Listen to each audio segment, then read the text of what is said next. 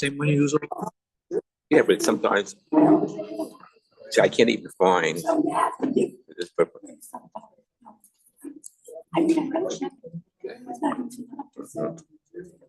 Quick question.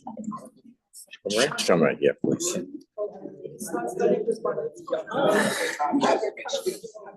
Okay, now it's good.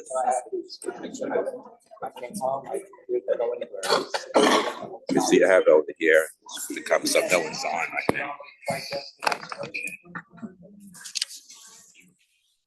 Okay, so we're ready to start. Okay. So welcome everyone to the NATEP American 250 pre-July 4th barbecue featuring Rabbi Greene. He's going to talk about how the Jews helped make America a great nation. Before we start, I just want to thank I'd like to thank Rivka and Yossi. The sponsors for today is Rivka and Yossi Ryman, Seal and Sam Heller, Jonathan Lehman Grauman, Karen Frankel, Daniel Chasen, Linda and David Heiser, Honey and Mendiera, and Marvin Reinheimer. Okay, so whenever you're ready. Okay. Happy 4th of July early. It's an amazing coincidence that both in Israel and in America, they celebrate independence with barbecues. I don't know where that came from, how that started. There's a lot of American Jews, of course, were very important throughout American history. And anybody can make up a list of all the Jewish Nobel Prize winners from America, professors, people, titans of industry, and so forth. But I want to focus on some of the lesser known stories of individuals who were involved in the early years that led to the independence of the colonies from Great Britain. The Jacob Rader Marcus, in the early part of the 20th century, was I guess you call him the Dean of American Jewish Historians.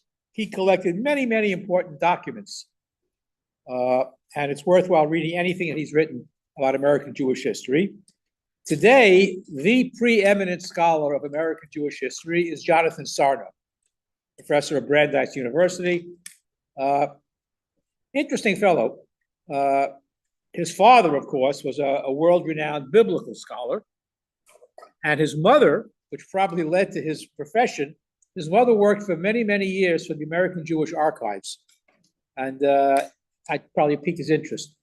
I should also mention Jonathan Sarna is a very young-looking fellow. And when he became a professor at Brandeis, he was carded when he went to buy wine for Shabbos. Very young-looking, but he's a brilliant guy. He's a lovely fellow. Okay. In the years prior to independence, the end of the 18th century, there were about close to 2,000 Jews living in America at that time of the revolution, and most of them lived logically in port cities: Newport, Rhode Island, New York, Philadelphia, Charleston, and Savannah. Many became merchants and traders, and that was their entry port to America. They came from different places, and that's where they settled.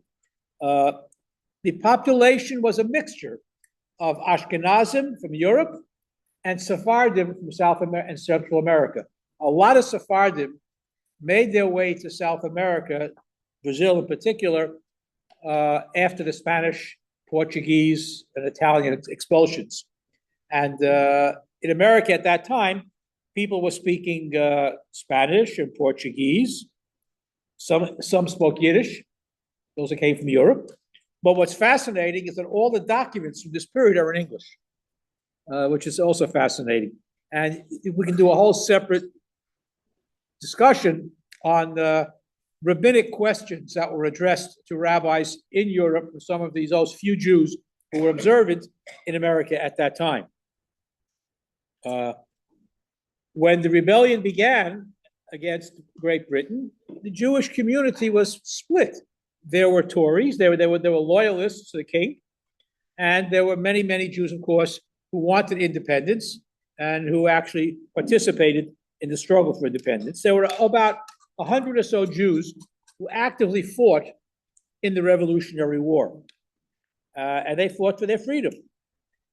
In Charleston, for example, there was a local militia that had a large number of Jews fighting there, and it was known as the Jews Company because there were so many Jews there. And unlike in Europe, Jews could rise up in the ranks, and there were a number of officers among the Jews. Unfortunately, when there's battle, there's a war, people are taken prisoner. Now, we have many, many stories, we'll get to a couple of them, about Jewish prisoners of war who were captured by the British and what they went through. Interesting, one of the documents, there is a congregational Protestant minister, Moses Allen, who was also a prisoner of war, and he describes some of the travails of his fellow prisoners, and he says there were two Jews among the prisoners with him, Mordechai Sheftel and his son. And on the British war prisoners of war ships, they served pork all the time, because pork could be preserved in salt for long periods of time. And of course, the Jews refused to eat. And what the British did was they took their knives and their forks and they smeared them with the chazerschmatz, with the fat from the pork. And nevertheless, they still remained loyal to their faith. And by publicly not eating pork, it was a statement of who they were and their pride in being Jewish. And there were a number of similar stories. Maybe we'll get to one or two others. Let's see. Many of those who opposed the war opposed on the same grounds that most Americans did. They were merchants, and they opposed, obviously, taxation without representation, and it was affecting their businesses. The first Jew to die in the American Revolution was Francis Salvador, who was also the first Jew elected to public office in the colonies. Sephardic Jew, fought, and unfortunately he was killed in the war. Mordechai Sheftel, who we mentioned, came from Savannah, Georgia, and he was the head of the local revolutionary committee, I guess they called it, and he was responsible for providing food for the soldiers in the war. And in 1778, he was appointed Deputy Commissioner General for Federal Troops. But before he could be officially voted in by Congress, as I mentioned, he was captured and sent to this notorious British prison ship called the Nancy, where he was treated poorly. Eventually, he was paroled to a town under British rule, supervision, where Tories would beat patriots up on a regular basis. Eventually, he escaped. He went to Antigua, where he was captured again, and eventually, he found his way to Philadelphia to rejoin his family. But these were Jews who were actively engaged in fighting for freedom, and they, again, a small number in the entire Revolutionary Army, but they paid the price when they were a double price. A, that they were anti-revolution, anti-monarchy, and B, they were Jews. So that they got punished on 2 counts. Another Jew, named of Reuben Edding of Baltimore. He enlisted the minute he heard about the Battle of Lexington, and he traveled north to Massachusetts, where again, they lost the battle and he was taken prisoner. And again, he wouldn't eat pork. And he survived on scraps of food from fellow prisoners. And he died after his release. But it's interesting that a cousin of his, Reuben Edding, not a name that you may be familiar with, Reuben Edding was born in 1762, also fought in the war, and was appointed United States Marshal in 1801 by President Thomas Jefferson. They were very, very involved in government, not just during the war, but following the war as well. Many Jewish women were very involved in the efforts to fight against Great Britain. A woman named Abigail Minnis, she helped provide food to the troops in 1779, which got the British very upset. Now, being a woman, they didn't want to arrest her or throw her in jail, so they allowed her to move with her daughters to Charleston, where she died at the age of 84. But she was very, very active, involved in the war. A lot of Jews were displaced. A lot of merchants who opposed taxation without representation lost businesses because of the war. Many fortunes disappeared. Trade was interrupted. There was one very wealthy merchant, whose name, of course, you've heard many times, Chaim Solomon. Chaim Solomon pretty much financed the revolution. George Washington and those who were leading the battles ran out of money. And they borrowed money from Chaim Solomon. And they signed the IOUs, of course, he never got paid back. But he was a very, very wealthy businessman whose entire fortune went to support the American Revolution. And unfortunately, he died in poverty because he never got paid back for all the money that he lent the army. Another important Jew, well, before we get to that, let's see. All right, Aaron Lopez. Again, and these are Sephardic names because a lot of them came from South America. Aaron Lopez was one of those Jews in Newport, Rhode Island, who opposed British rule. And when the British came in, he left the city. And he took his family and they went to Leicester, Massachusetts.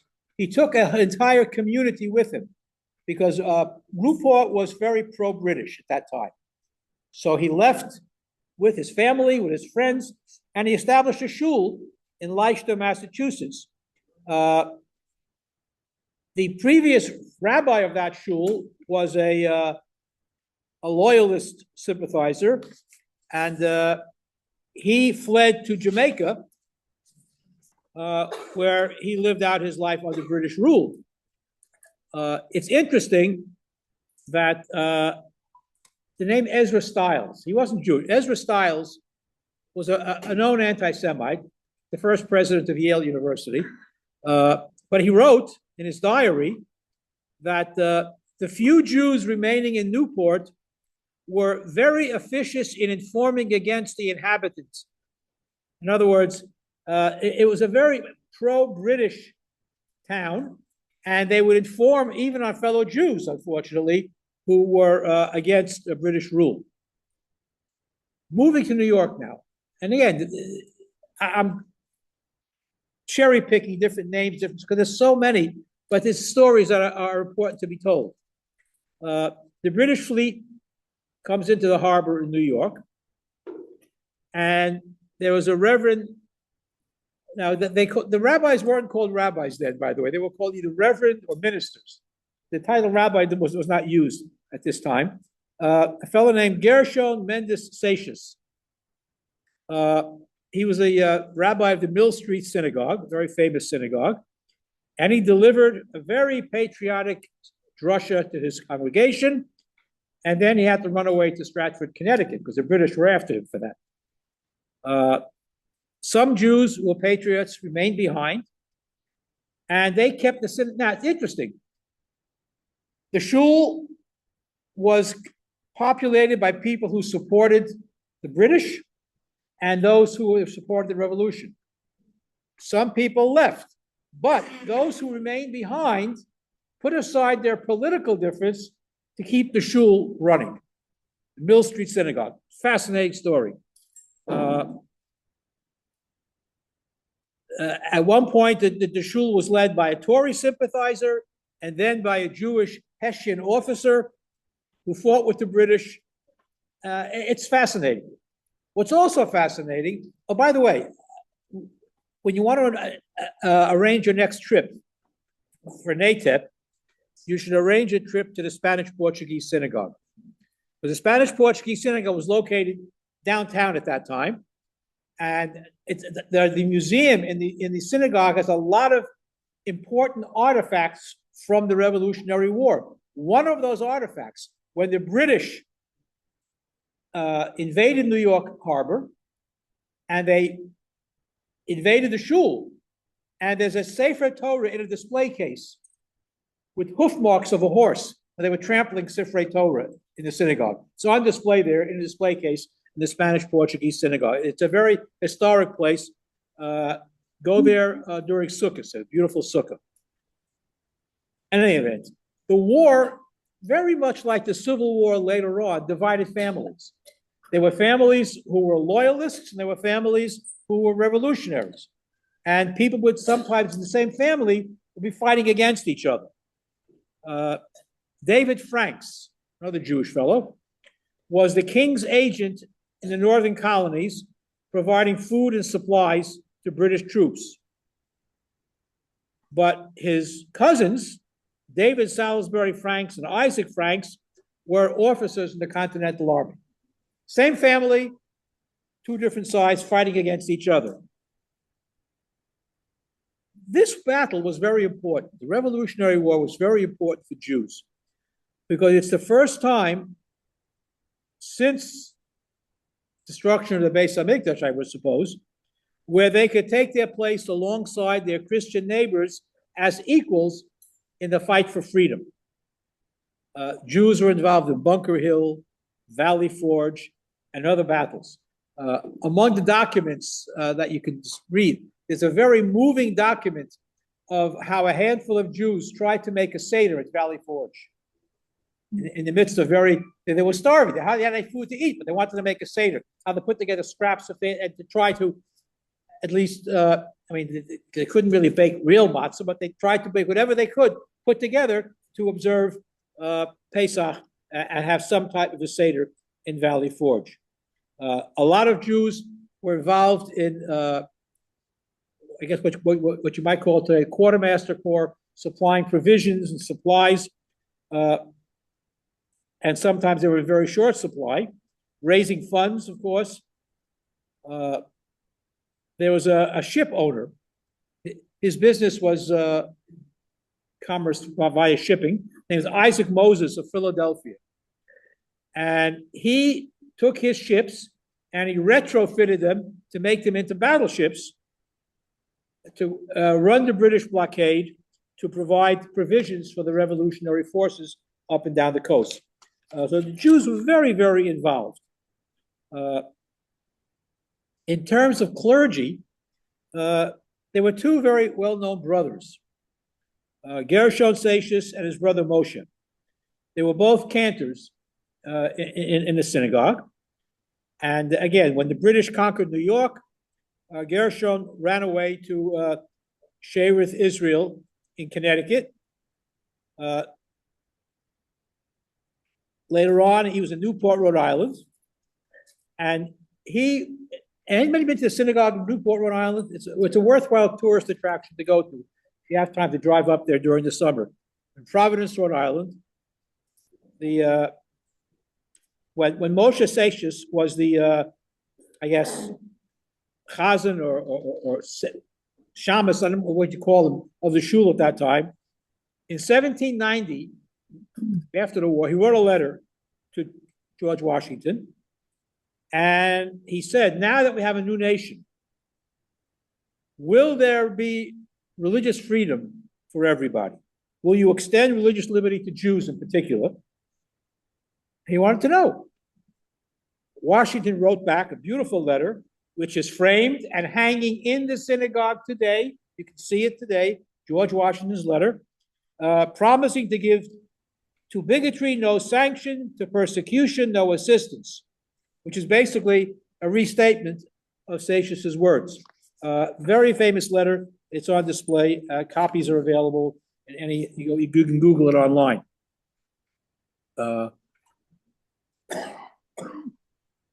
Mordechai Sheftel of Savannah, who was fought for independence, captured by the British, put on a prison ship, went on to become very, very prominent in America, which would have been impossible under British rule. The British were not that favorably attracted to allow Jews to advance in government circles. Mordechai Sheftel did in the new country. There's so many people who were involved in the early years. We mentioned Chaim Solomon, Jacob Mordechai of Richmond, Virginia.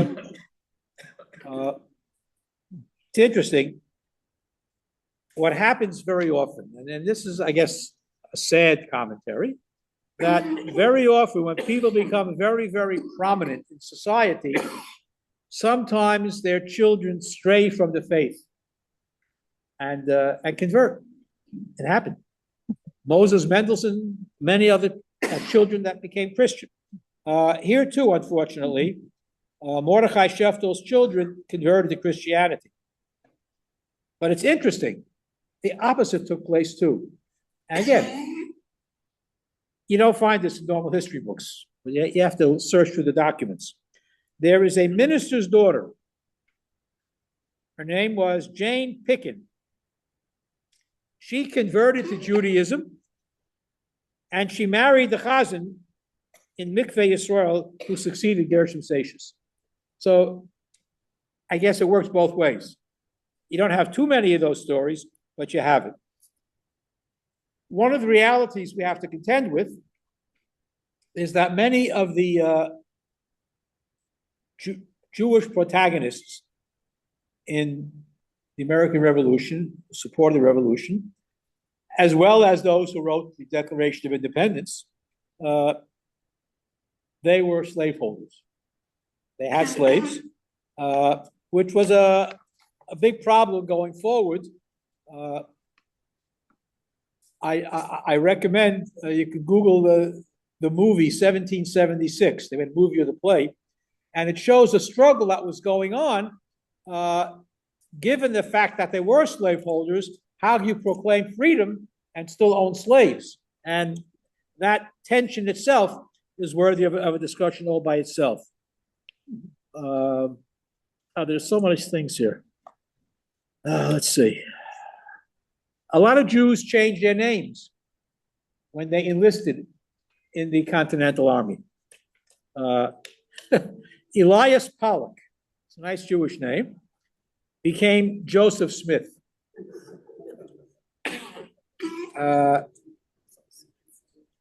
And we talked about the Jew company in Charleston. A lot of Jews are there. Mordechai Sheftel, whose name we mentioned already, his son, I don't know why, his son was named Sheftel.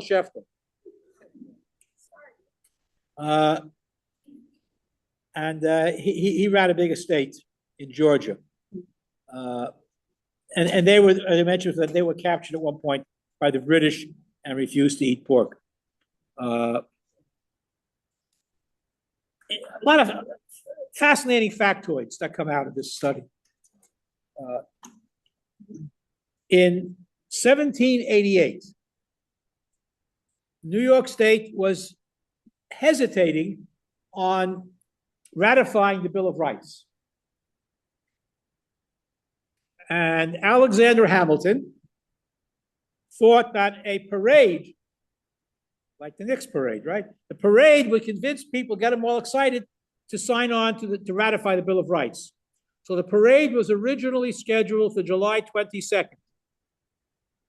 But then they moved it to July 23rd.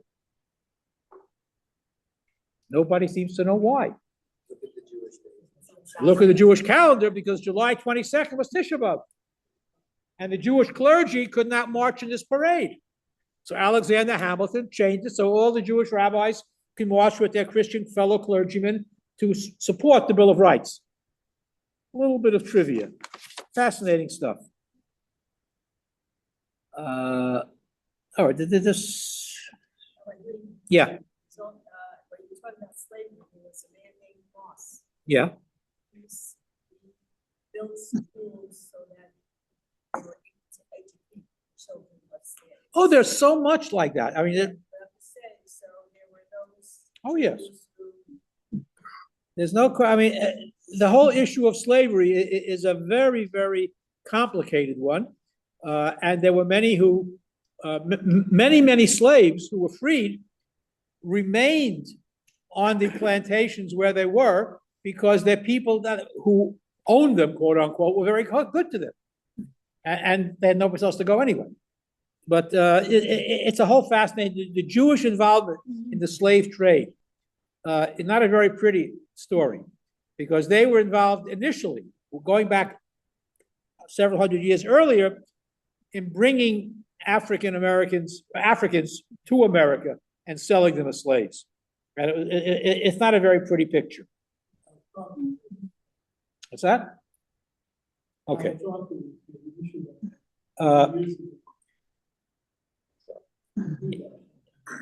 Benedict Arnold had an assistant, an aide-de-camp, who was Jewish, David Franks, who was not like his boss, and he owned a large parcel of land, and he became this Jewish assistant to Benedict Arnold. Once Benedict Arnold was hanged, he didn't have a job, so he became a courier for Benjamin Franklin in Paris and John Jay in Madrid. And he was in 1784, he was appointed vice consul in Marseille, France, becoming the first Jew to serve in a U.S. diplomatic post. All right? Fascinating story about starting out with Benedict Arnold, and then David Salisbury Franks became the first U.S. diplomat. Okay. There's a lot of other stuff. There's so many stories. Another great American in the Revolutionary War was Uriah Phillips Levy. Uriah Phillips Levy was the first American Jew to serve as a Commodore in the United States Navy. Born in Philadelphia of Sephardic parents, he became a cabin boy and worked his way up. In 1809, he was captured, and he was forced to take an oath on the Christian Bible. And he said, "I am an American, and I cannot swear allegiance to your king." So far, so good. "And I am a Hebrew, and I do not swear on your testament or with my head uncovered." That was Uriah Phillips Levy, a very, very important guy. He served in the War of 1812 later on.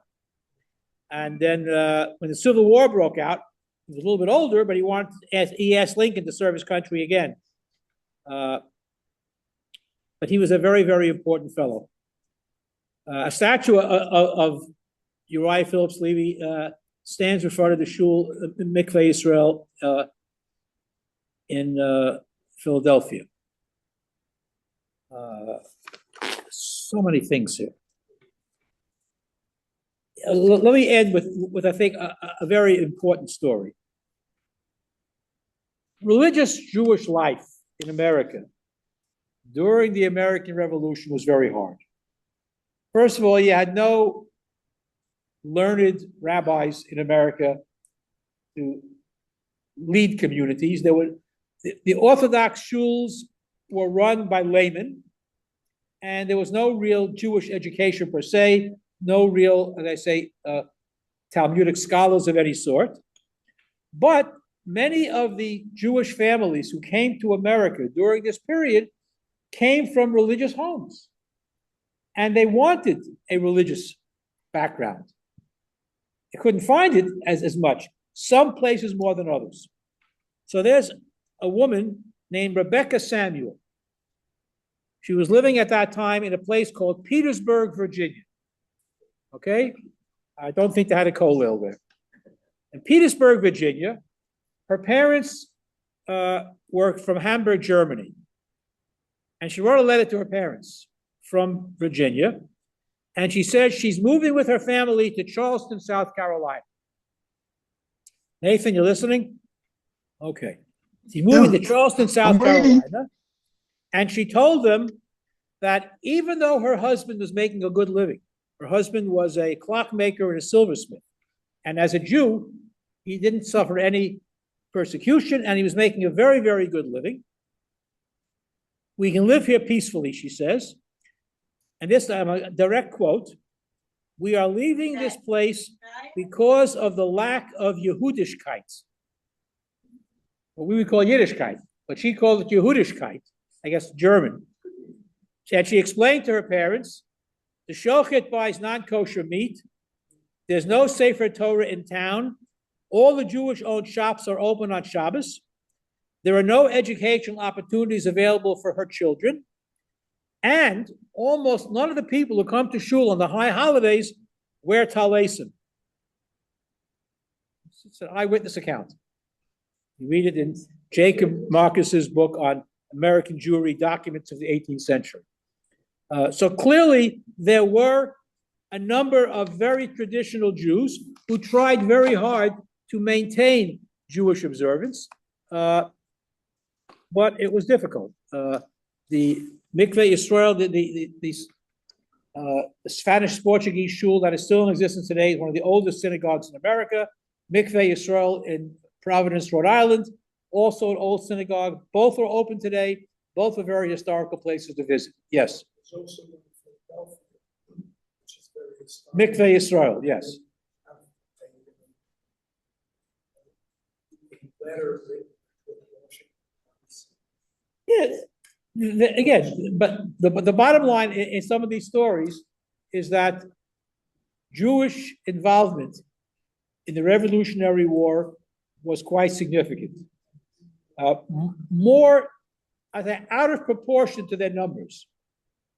They were very important to the war effort, and of course, Chaim Solomon's effort allowed the war to continue. Yeah. I want to mention another thing. The Spanish Portuguese shul was just go to Tisha B'Av night, and all lights out, and the flashes. Yeah. It's interesting. The Spanish Portuguese shul, the rabbi is Dr. Chaim Soloveitchik, Rabbi Dr. Chaim Soloveitchik. He's also a bit of an American Jewish historian. And it's interesting that a major Sephardic shul has an Ashkenazi rabbi. Yeah, Rabbi Jachter as well, yeah. But this is a major Sephardic shul with very interesting traditions. It's Spanish Portuguese as opposed to the Syrian or Iraqi type, but it's very different Sephardic type of minhagim and davening. Very, very different. Anyway, that's what I wanted to share with you. Any question? What about? Yes. Mayor, I'm sorry, Mayor Soloveitchik. I'm sorry, Chaim is his cousin. Mayor Soloveitchik, you're right. I thank you. Rabbi Mayor Soloveitchik, correct. Yes.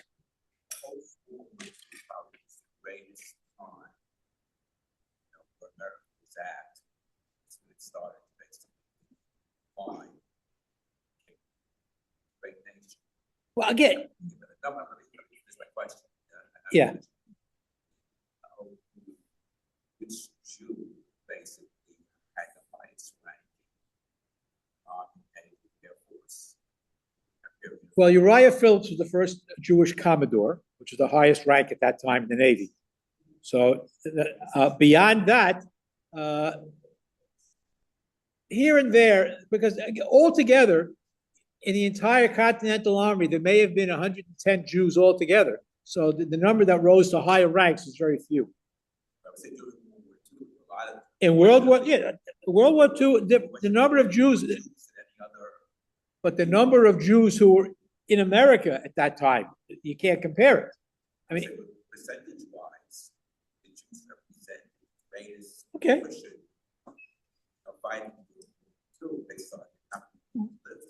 So when we have a barbecue in honor of D-Day, we can talk about all the Jews of World War II.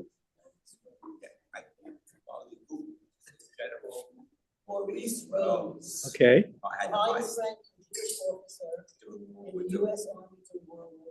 Okay, good for him. Very nice. Any other questions, comments? Okay, have a happy Revolutionary War Day. Well done, Wally.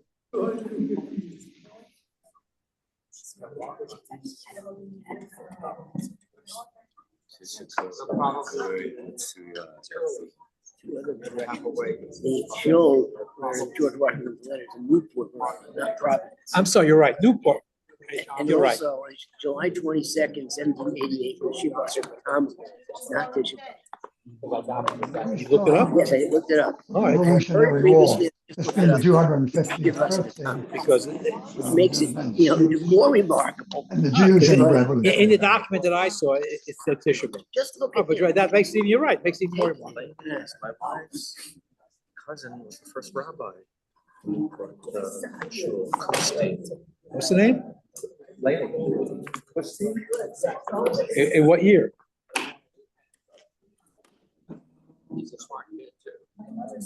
Morris Goodstein was the first rabbi in Newport, the shul in Newport. And I took a picture of the document that had a list of all the different Could be, rabbis. okay, Yeah, good. yeah. We You're were, right, you should have called me out on it. we were there a couple of years ago. It was my, I have Oh, Torah good, good. in the shul in Newport. It was really Yeah, nice. a friend of mine was a rabbi there at one time. The what? A friend of mine was a rabbi there recently. Yeah. I heard that Hebrew was one of the languages considered, Yes, well, that goes back to Jamestown. before the And revolution. when the first people came to America, you forget, to be a literate person means you knew Greek, Latin, and Hebrew. The language of what they call language of the Bible. And Yeah. all the great colleges, even Columbia, Harvard, and Yale, commencement addresses were given either in Hebrew, Greek, or Latin for the first 20 years of their existence. And then, so in Jamestown, they took a vote. What should be the official language of this new country that we're in? And Hebrew lost by one vote. Oh my goodness. I remember hearing that several years Yeah, ago. Hebrew was very important. And also, what did the Jewish women do to volunteer? You mentioned there was a Jewish woman. Yeah, they provided food to the soldiers. Wow. Okay, thank you. Yes, sir. I apologize. I thought it started at 5:30. No apology. So I was almost going to call you this week to tell you I have a couple of items that I thought you might want to include in your talk if you ever want to borrow. This is from that JBS on TV on channel Jonathan Sarna, okay, 138. yeah, right. So I have his books, yeah. Did know. you ever hear it? Yeah, I have, well, I read the books, I mean, I've heard him. If you ever want to borrow it, and this one is a guided Toro tour Synagogue, right. of the Toro Yeah, Synagogue. I've been to the Toro Synagogue, yes, I've been there. So All right, I I'll keep just, it in mind, thank you. I thought I would carry Next it. time I get a lecture on it, I'll give you a call. And also, Henry. Henry Longfellow Yes. wrote a poem about the Jewish Oh, cemetery. wow, that's If you'd interesting. like to join us, please make. a That is very reservation. interesting, I have to look that up. So That is fascinating. if you want, there's an extra copy if you want. All right, I'll make a note. What's the name of the poem again?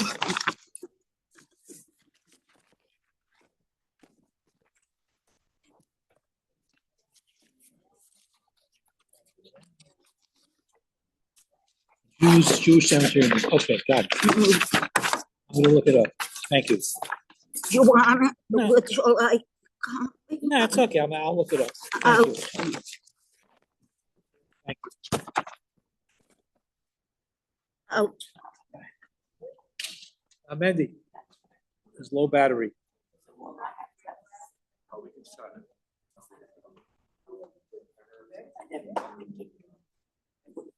You have a bench or no? Ready Right? to bench? Yeah. Rabbi Sinai Bareh. Yehi Shem.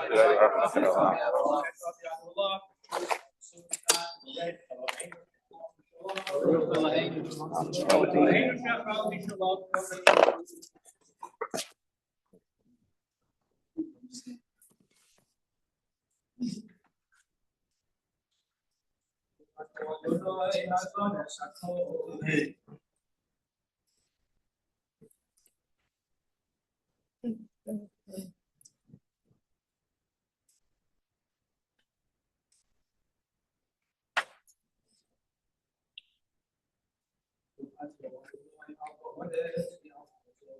Right.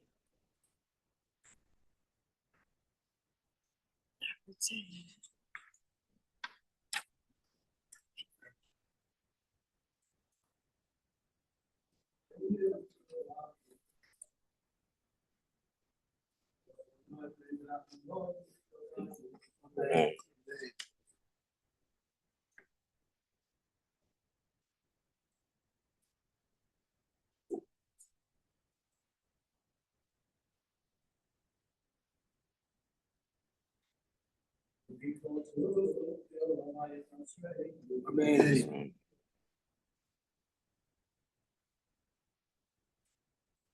You come, do me a favor, just take off that food or put it into a bag. Otherwise it'll disappear into oblivion. Disappear into oblivion.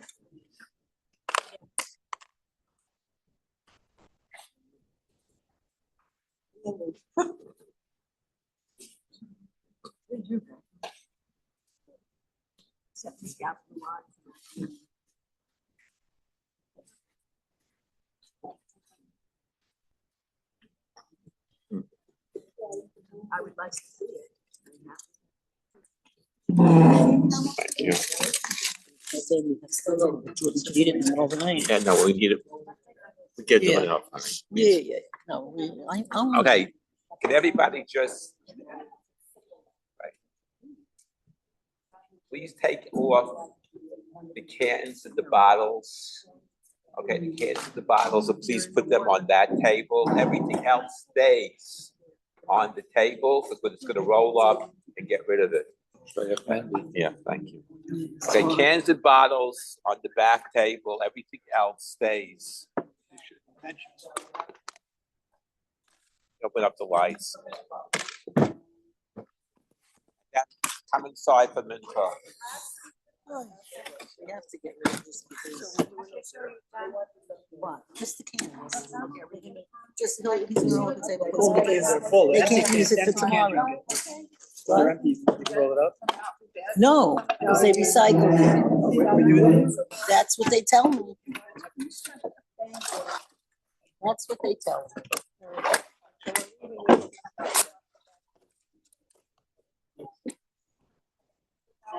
Oh, gee, look at boss.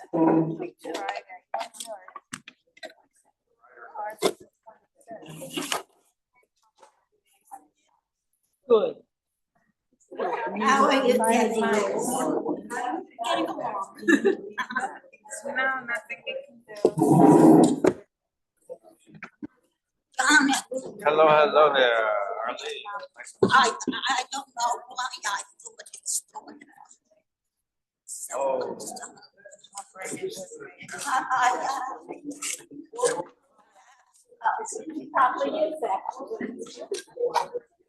Thank you.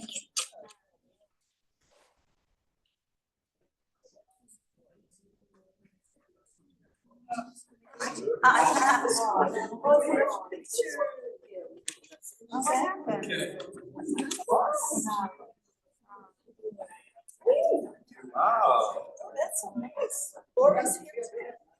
That was for the wedding. That's the bottom.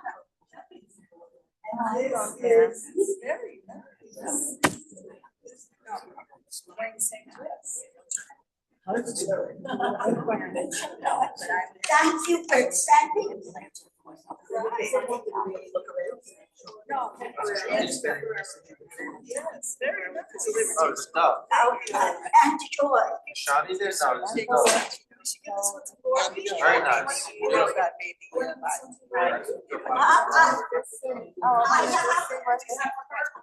are these pictures? So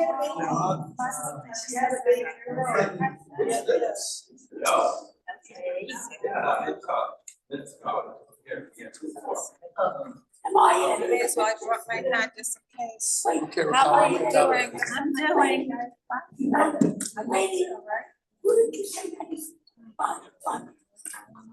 Yes, it was very nice. We got, next week, we got to do it again. Yeah.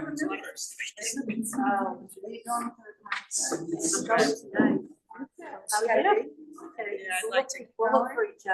I would like to go tonight. You bring your own chair. Right here.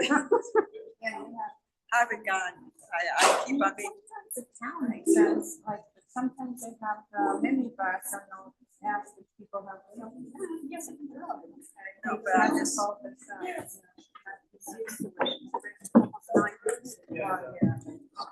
I'm sorry, what was I said I haven't gone because I usually fall asleep by about. This is the first one. Yeah. It's nice, there's a whole bunch of people that sit.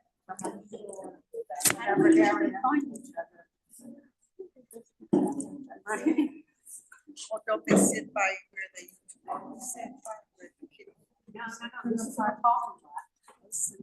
Yeah, it's right in the middle, like the middle. Yes. The middle of the middle.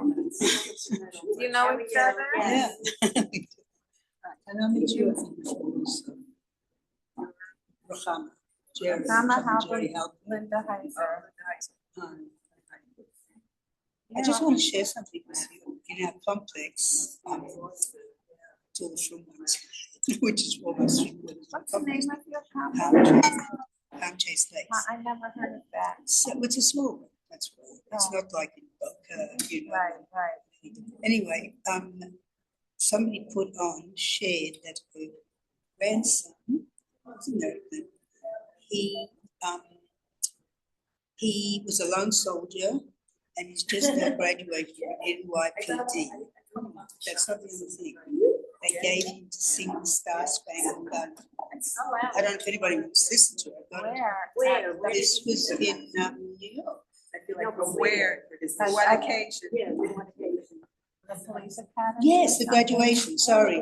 Sorry. I saw that. I saw that. On Did TV. you? That's a Yeah, I saw Jewish that. guy who was a Yeah, lone I saw soldier. that on TV. Isn't that something? That is something. Except, do you want to hear it? Let me But see if I he's can the, get it.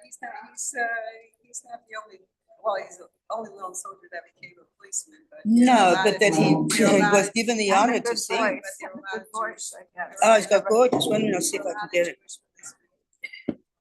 Yeah, but to give, especially with anti-Semitism nowadays, I thought it was like remarkable. I remember one time, I went to a conservative school and they had a police officer guarding for some reason. and the He was short Jewish? guys were men. So they said, let's ask the police officer. His name was, not only was he Jewish, he was a Kohen. So he came in to make them. Let me see if I can get it now. Is there Wi-Fi here? Yes. Oh, good. She probably staying in there for principal, it's like, oh, but she's there. Doesn't matter, all those three people that got in, they all wanted to fund police and they don't want. Yeah, police. ICE. But she Yeah. could probably fight, she's smart. And she's also Who are we strong. talking about? Elise That's a good Stefanik kid. has not been. That's a good Tish, kid. yeah. Is she I hope forceful? she's good. Yeah, she's pretty good. But Elise Stefanik she is terrific. She gave up. Well, no, she gave up because she's looking after her husband. What's wrong with her husband? Sick. But Blakeman is so far right now is behind the polls for against home rules. I think it hasn't stopped. It hasn't stopped since the beginning of time. It's anti-Semitism. When will we ever free it? It's hidden and it's not hidden. It's hidden. Almost there.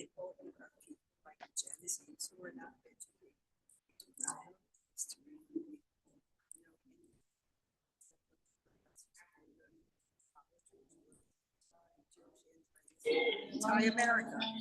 Almost there. Isn't it beautiful?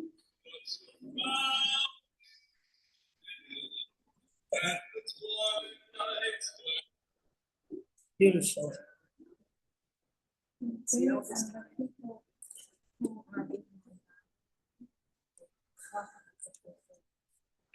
Yeah, right.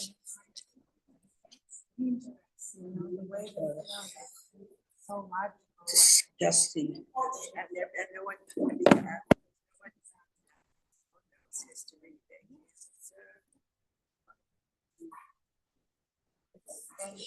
You know, anybody who lived in a communist country, these people, the millennials and everything, let them speak to people who went through the Holocaust and everything. And they grew up in They don't believe a, the Holocaust existed. yeah, well, that's denial. I'm talking about Jewish people, their parents, their grandparents probably, you know, some of them, the Holocaust survivors. They're Jewish and they will believe it. Yeah, well, it's wonderful. New York Times for my the Russians that came. That always people vote for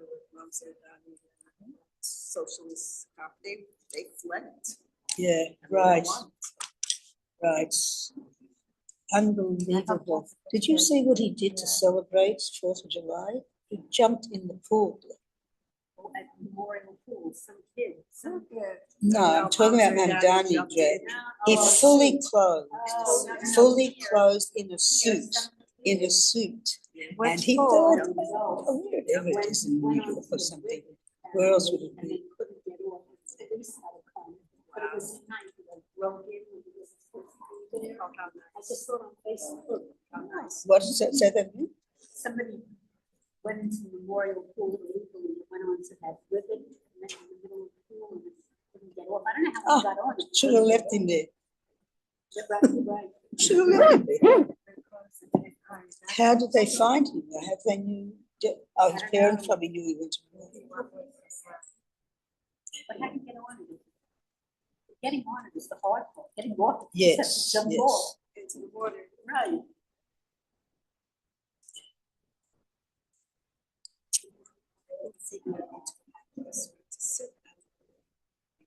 You there today? Yeah. Did you join? Not yet. We just came back. That's how we know each other. We just came back a month ago, so we have to still unpacking. Yeah, I just registered today. Yeah. But last Thursday night, we went like at 6 o'clock, we bought along sandwiches, we just sat there. So you're going to the pool? We're going to the concert tonight. There's a concert at the pool. Do you go? Yeah, we should go. No, it's at the 28th, right? And you know, there was something in the senior center today at 1:30. It was all oldie music. Oh, that sounds nice. I was with Rebecca. She came over. Yeah. Yeah, let me Now she just- lives in Teaneck. So. Well, some people take it. Here's Rebecca. again. Rebecca lives in Teaneck. Who's the one that lives in Teaneck? Rebecca. Jonathan, I'll show you pictures of him No, in where does he Texas. live? Oh, Texas. Yes. Oh, He come on. filled in for the Chabad rabbi when the Chabad rabbi had a simcha, family simcha. He said, Wow. "Could you fill in for me?" Wow. And he's learning Tanya. Yeah. Let me see. He's always a good student. Both your kids. Both your kids. Oh, gorgeous. Oh, that's it. That's a smile. The little one. This one's a blondie. Yeah, she has like light brown, dark blonde hair. You can't tell. Linda's red. It's hard to tell. It's She is very gorgeous. thin. How old is she? She's 3. In Amazing. February, she turned 3. Let me just find Does she Jonathan. go to daycare and everything? Yes.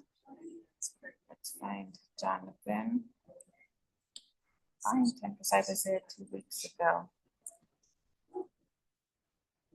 There he is. Silver He grew State. Yeah, but he's doesn't look older at all. I'll tell him you said that. No, say hi.